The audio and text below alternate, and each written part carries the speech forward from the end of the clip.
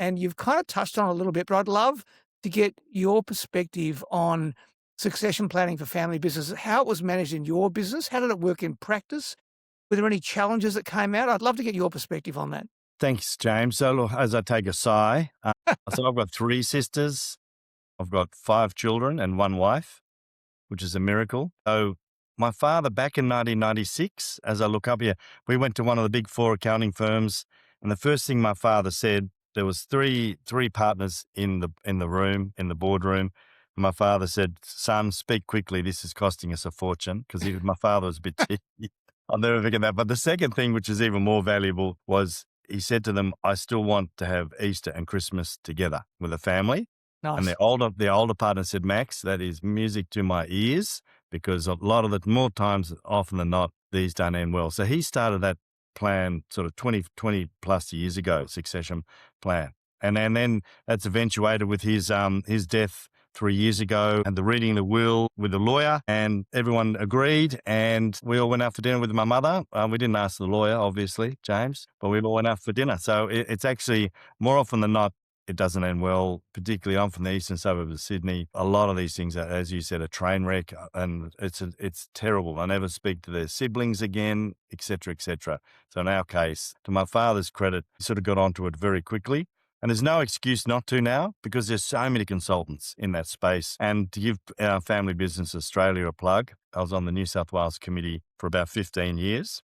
And there's forum groups, which I've been a forum group member for 25 years. And they're professionally facilitated. They've got great state, and they've got great national conferences. So you're not alone. That's all I'm saying. Because family businesses, we tend to work a lot harder. But unfortunately, you're working harder, but you've got your eyes looking down. You don't have enough time to see where's the market going, AI, or where's your industry going in any either micro or macro. You've got other people there. There's no excuses anymore. I'm a great fan of consultants, a great Now, fan.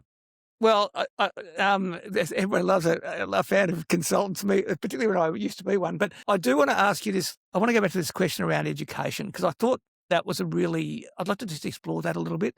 And one of the things that I have seen in my journey working with family businesses is that you either get a form of groupthink because of the family legacy. And I'm trying to say this in an objective way. I don't mean it in a negative way, but it can happen over time.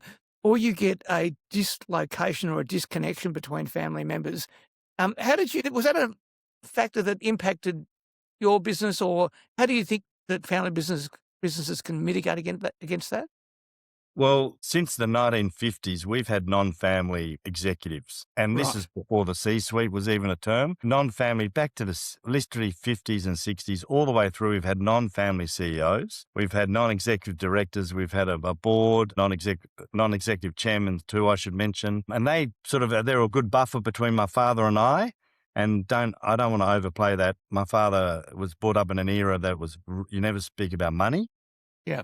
Which is fine. I had five children under seven. I Jeepers. needed to speak about money because they're expensive. So it was a really good buffer. I could sit down with a non-executive chairman and have a conversation with him.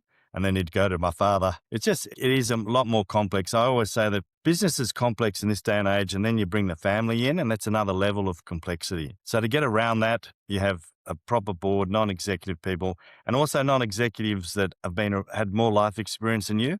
I'm being politically correct, which is not a familiar territory for me.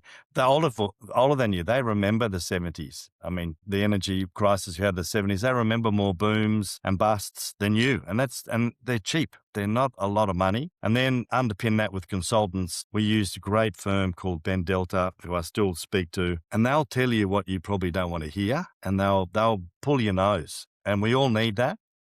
Because in family businesses, everyone's maybe too afraid to say, well, you've done that wrong, you've done that correctly.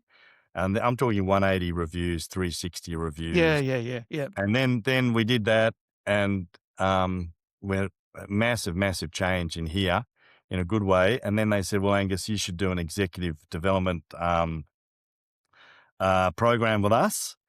And they were the ones that said, well, you got to go to Harvard Business School. Dare I say it, I probably would never have thought of that if it wasn't for them. And they pushed me to do it. You got to do it. And I did it. It was now 18 years ago. And I go back for reunions and things, but that was probably the hardest thing academically I've ever done.